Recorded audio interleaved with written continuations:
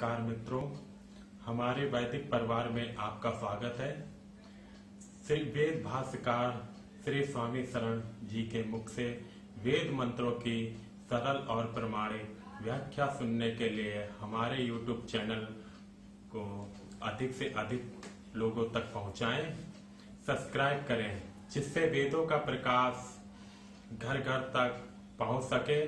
आप कमेंट कर प्रश्न भी कर सकते हैं, हम सब प्रमाण उत्तर अवश्य देंगे। घर घर वेद मंदिर स्थापना अभियान में जुड़कर हमें सहयोग प्रदान करें।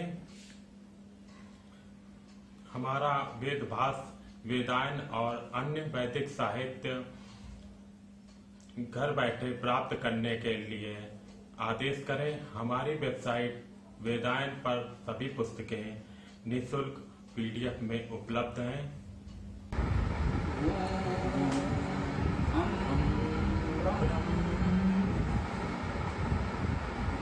आज हम लोग ऋग्वेद के इंद्र सूक्त के 14वें मंत्र पर चर्चा करेंगे। यः सुन्वन्तम् अवति यः पचन्तम् यः शंसन्तम् यः शस्मानमूर्ति यस्य ब्रह्मवर्धनं यस्य सोमो यस्येदं राधः स जना स इन्द्रः सुग्राही सुपाचक प्रशंसक समन्कर इन सब जनों का सुरक्षक सुपालक रहा ब्रह्म वर्धित सदा सोम स्वामी यही राधे जिसका वही इंद्र लोगों। इंद्र कौन है, कैसा है, इसकी चर्चा इस इंद्र सूक्त में की जा रही है। इंद्र के विषय में लोगों ने बहुत कुछ यहाँ वहाँ सुना है। वैदिक और पौराणिक अवधारणा का मिश्रण हो गया है, अनेक कल्पनाएं जुड़ गई हैं, कुछ प्राचीन कुछ आधुनिक। उसके निवारण समाधान का एकमात्र उपाय यही है कि हम स्वयं वेद में देखें कि इंद्र सूक्त में इंद्र का स्वरूप क्या है। तो सामान्यतः हम लोग जानते ही हैं कि इंद्र शब्द का अर्थ है परमेश्वरवान, परमेश्वर धातु से शब्द की निष्पत्ति है। इस मंत्र में बताया जा रहा है यह जो सुन्वन्तम, सुन्वन्तम का अर्थ सुप्रसवे सुऐश्वर्य धातु से है, अर्थात सृजन करना, ऐश्वर्य होना, ऐश्वर्य करना। वह इंद्र कैसा है, तो कह रहे हैं कि जो सुन्वन्तम, जो ऐश्वर्यवान है, जो सृजनशील है, वह सुन्वन्तम। अवति, अवति का अर्थ है और क्षण धातु से अवति क्रिया है, अर्थात रक्षण करता है, पालन करता है। वह यह जो पचन्तम, जो पाचन करने वाला है, पाचक है, परिपक्व करने वाला है। अधकचरे न रह जाएं हम, हमारे जीवन में वैचारिक परिपक्वता हो, अधकचरापन न हो। अधूरी जानकारी लेकर हम जहां वहां विवाद करते न फिरें, तो हमारे विचारों में, हमारी विद्या में, जानकारी में, विवेक में परिपक्वता हो। तो पचन्तम, ऐसे परिपक्व हों। यह संसन्तम, यह अर्थात जो संसन्तम, जो प्रशंसा करने वाले। संसन्तम, इसमें प्र उपसर्ग लगा तो प्रशंसन बन गया, प्रशंसा करते हुए। तो जो प्रशंसा करने वाले हैं, जो शशमानम, शशमान का अर्थ शमन करना है, शम धातु है तो इसका अर्थ हो गया समनकारी, समन करने वाला। ऊती, पूरक्षणे धातु है तो ऊती शब्द का अर्थ क्या हुआ? रक्षा, रक्षा करने वाला, पालन करने वाला। तो इन दो चरणों के भाव को समझें कि इंद्र क्या है, उसके बारे में कहा जा रहा है यह आवती, जो रक्षा करता है, पालन करता है। वो किनका रक्षण पालन करता है? जो सुनमंतम, जो सृजनशील हैं उनका पालन करता है। जो विनाशकारी हैं उनका पालन नहीं करता। जो पचंतम हैं, जो परिपक्व हैं, दूसरों को परिपक्व बनाते हैं, ऐसे समाज के बुद्धिजीवी विद्वान उपदेशकों का संरक्षण पालन करेगा। हमें वैसा होना चाहिए उसका रक्षण प्राप्त करने के लिए। जो संसंतम, प्रशंसा करने वाले हैं, किसी में कोई गुणकर्म स्वभाव आपको अच्छा लगे तो आप उसकी प्रशंसा करें, सबकी निंदा न करते रहें। आप देख रहे हैं समाज में एक बड़ा वर्ग ऐसा है, तमाम अनेक महापुरुषों की निंदा करना ही जैसे परम धर्म मान लिया है।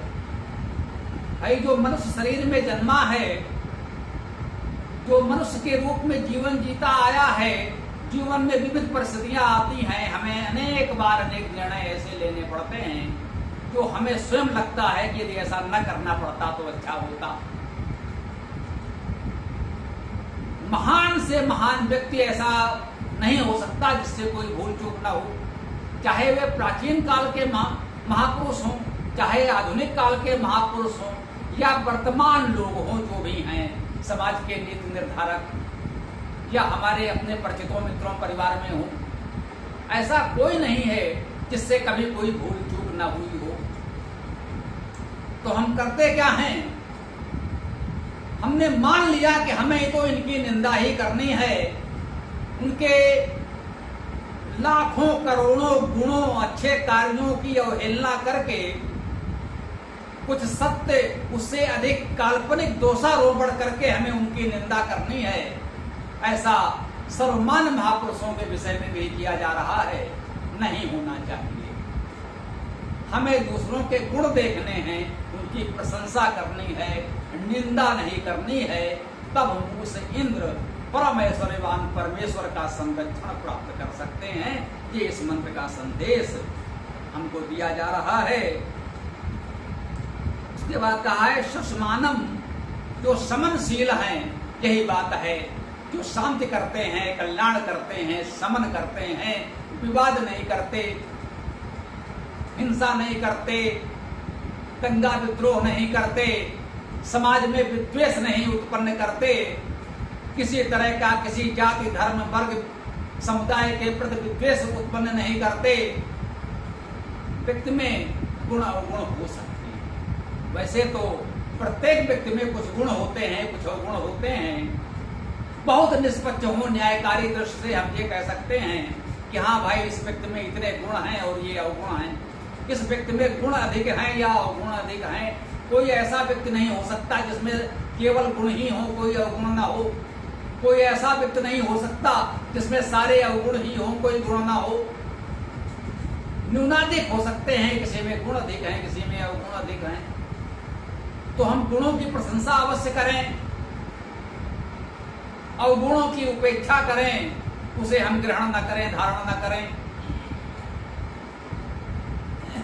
समन, कल्याण, शांति का मार्ग अपनाएं। समाज में शांति हो, सद्भाव हो, सबका कल्याण हो। ऐसा कुछ न करें कि समाज में विरोध भाव, विद्वेष उत्पन्न हो, विवाद उत्पन्न हो, क्योंकि इससे हानि तो सबकी होगी। हम जिन्हें लक्ष्य करना चाहते हैं केवल उनकी हानि नहीं होगी। यदि समाज में ये विवाद, विद्वेष, अराजकता फैलेगी तो हानि हमारी भी होगी। यदि हमारे गांव में, बस्ती में आग लगेगी तो हमारा घर भी जलेगा, बचेंगे हम भी। तो हमें करना है कि लोगों के गुणों की प्रशंसा करनी है और गुणों की निंदा में अपनी ऊर्जा नहीं लगानी। हमें समाज में शमन करना है, कल्याण करना है, शांति करना है, अशांति नहीं फैलानी, तो हम उस इंद्र की संरक्षण परत करते हैं, तो वो हमारे लिए अवधि अर्थात रक्षा करता है, पालन करता है। यस्य ब्रह्म वर्धनम यस्य सोमो, यस्य अर्थात जिसका, ब्रह्म अर्थात बड़ा बृहत वृद्धिशील वृद्धि करता। प्र धातु से ब्रह्म शब्द बनेगा, जैसे क्रिय धातु से कर्म, धृ धातु से धर्म, वैसे प्र धातु से ब्रह्म बना। जन धातु से जन्म बनता है, तो प्र धातु से ब्रह्म बना अर्थात बढ़ना। जो वृद्धिशील है, वृद्धि करता है, हमको आगे बढ़ाता है, वो ब्रह्म है। जो सृष्टि में सबसे बड़ा है स्वयं, वो ब्रह्म है, और जो हमको बढ़ाता है वो ब्रह्म है। ब्रह्म का अर्थ है बढ़ाने वाला, वृद्धिशील। वर्धनम, यहां भी वही कहा है, जो वर्धन करता है, जिसका ब्रह्म अर्थात वृद्धि। इसे जन से जन्म, क्रिय से कर्म, क्रिय से धर्म हमने कहा, तो ब्रह्म का अर्थ क्या है कि जो ब्रह्म है, बड़ा है, उसकी सार्थकता तब है कि वर्धनम, वो वृद्धि करे और हमको आगे बढ़ाए। यदि वो लोगों की वृद्धि नहीं करता तो उसका बड़ा होने का कोई लाभ नहीं है। बहुत बड़ी बड़ी रचनाएं हैं जिनका कोई उपयोग नहीं है प्रकृति में। उपयोग उनका है जो बहुत बड़े लगो, परंतु समाज में उपयोगी हो, दूसरों को बढ़ाने वाले हों। तो इस भाव को प्रधानता दी जा रही है कि उसका ब्रह्म जो है, उसकी वृद्धिशीलता दूसरों को बढ़ाने वाली हो, तो वो इंद्र है, तो वो परमेश्वर है। यस्य सोमो, जिसका, यस्य अर्थात जिसका सोमो, ये सोम क्या है? सोम पर भी लोग बहुत अटकलें लगा रहे हैं। अभी कुछ मित्रों ने कल चर्चा भी की कि ये सोम क्या है। किसी विद्वान ने सोम का ये अर्थ बताया है, किसी ने सोम का ये अर्थ बताया है। तो स्वामी जी बताइए सत्य क्या बताए? सोम ये भी सुप्रसवे सुऐश्वर्य धातु से बनेगा, सु धातु तो इसमें भी है। तो जो सृजनशील है, ऐश्वर्यशाली है, हमको ऐश्वर्य देने वाला है, वह सोम है। सु प्रेरणे धातु है। सु धातु का अर्थ हुआ प्रेरणा करना, प्रेरणा देना। जो हमको प्रेरणा देता है वह सोम है। तो कल जो चर्चा कर रहे थे, प्रश्न किया था, उन मित्र ने कहा तब तो सोम का अर्थ ईश्वर ही हुआ। मैंने कहा यही सत्य है, शेष सब कल्पनाएं हैं। शाब्दिक अर्थ यही है। सोम का अर्थ है सृजनशील, सोम का अर्थ है ऐश्वर्यवान, ऐश्वर्य देने वाला। सोम का अर्थ है प्रेरणा देने वाला, जो वही ईश्वर परमेश्वर ही हो सकता है, और कौन हो सकता है। समाज में उसके गुणों को धारण करने वाले, उसके उपासक विद्वान भी सोम कहे जा सकते हैं, बिल्कुल कहे जा सकते हैं। सोम कोई लता पत्री नहीं है, सोम कोई और वस्तु नहीं है। लोगों ने ऐसी ऐसी कल्पनाएं कर रखी हैं कि हम उसकी चर्चा भी नहीं करना चाहते। तो क्या कह रहे हैं कि यस्य ब्रह्म वर्धनम यस्य सोमो, जिसका ब्रह्म और जिसका सोम, जिसकी वृद्धिशीलता और जिसका सोम, सृजन ऐश्वर्य प्रेरणा। सोम शब्द का क्या अर्थ हुआ? सृजन ऐश्वर्य प्रेरणा करने वाला। तो जिसका सृजन ऐश्वर्य प्रेरणा वर्धनम अर्थात वृद्धि करने वाला है, लोगों को बढ़ाने वाला है।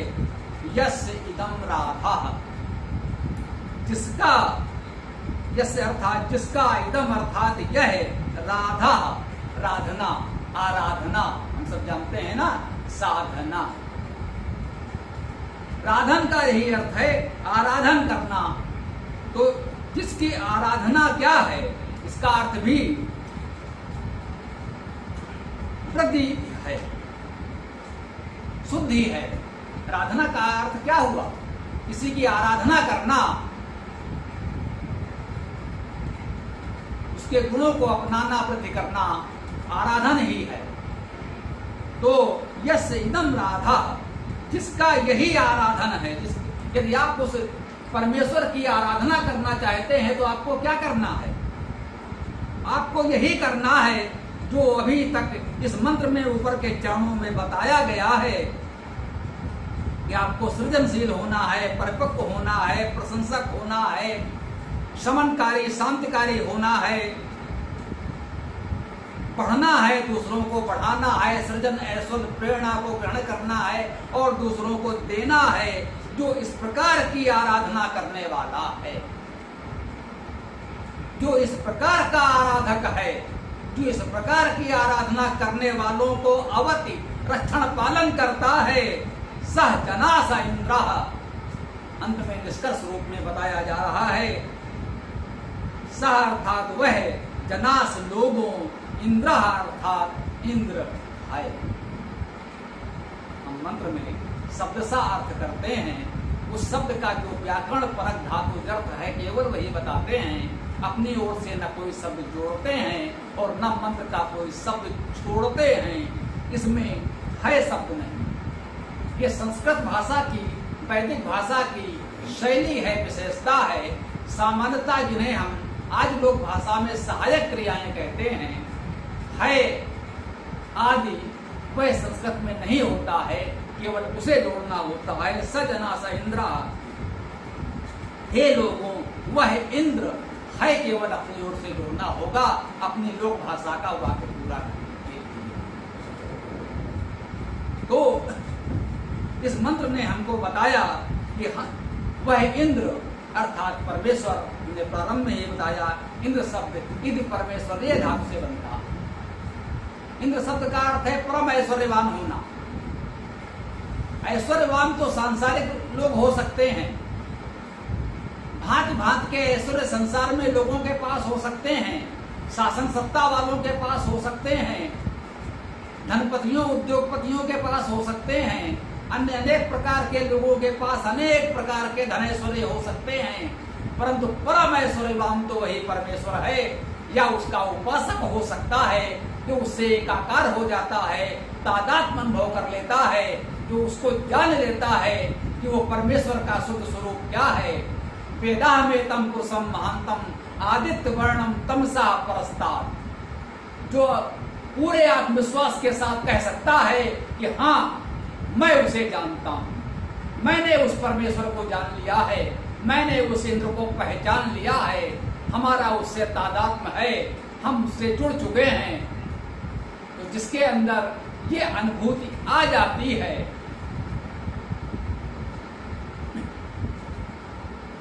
वह भी एक प्रकार से तद्रूप हो जाता है, परमेश्वर का स्वरूप हो जाता है। उसे हम चाहें तो उस महर्षि को परमेश्वर संज्ञा दे सकते हैं। इस पर विद्वानों में मतभेद हो सकता है कि ईश्वर तो एक है, किसी और को कैसे कह सकते हैं। बिल्कुल नहीं कह सकते। ईश्वर एक एक और केवल एक है, दूसरा हो ही नहीं सकता। ये तो ईश्वर की भी सामर्थ्य नहीं है कि अपने जैसा वो दूसरा ईश्वर बना दे। वो सर्वशक्तिमान है, परंतु इतना सर्वशक्तिमान भी नहीं कि वो अपने जैसे दो चार ईश्वर और बना दे। वह एक है और एक ही रहेगा। हमने सिर्फ केवल इतना मात्र निवेदन किया है कि वो उपासक साधक एक ब्रह्मर्ष की अवस्था में प्राप्त हुआ व्यक्ति उस परमेश्वर को इतने निकट हो जाता है, उससे तादात्म्य हो जाता है, तो वो अनुभव करता है कि जैसे मैं भी उसी के रूप में हो गया। वह अनुभव करता है, उसकी अनुभूत होती है। अगर हम इसको समझ पाते हैं कि ये है, तो एक बार हम कह सकते हैं कि हाँ भाई ये तो बिल्कुल परमेश्वर स्वरूप हो गया है। लेकिन आराधना, उपासना, साधना केवल उस परमेश्वर की होगी, उस व्यक्ति की नहीं। यहाँ कोई भ्रम नहीं होना चाहिए कि सहज भाव में व्याख्या में मैंने ये बात कही तो कोई मान ले कि क्या हम मनुष्यों को ईश्वर बनाने लगेंगे, क्या हम मनुष्य को ईश्वर मानने लगेंगे तो कल अनेक लोग अपने आप को ईश्वर होने का दावा करने लगेंगे, समाज में अपने आप को पुजवाने लगेंगे। ऐसा व्यक्ति तो बिरला होगा, लेकिन नकली ईश्वर समाज में बहुत से उत्पन्न हो जाएंगे। तो इससे बचने का यही साधन है। जो वास्तव में सच्चा व्यक्ति होगा इस स्तर का, वो कभी कहेगा ही नहीं कि मैं।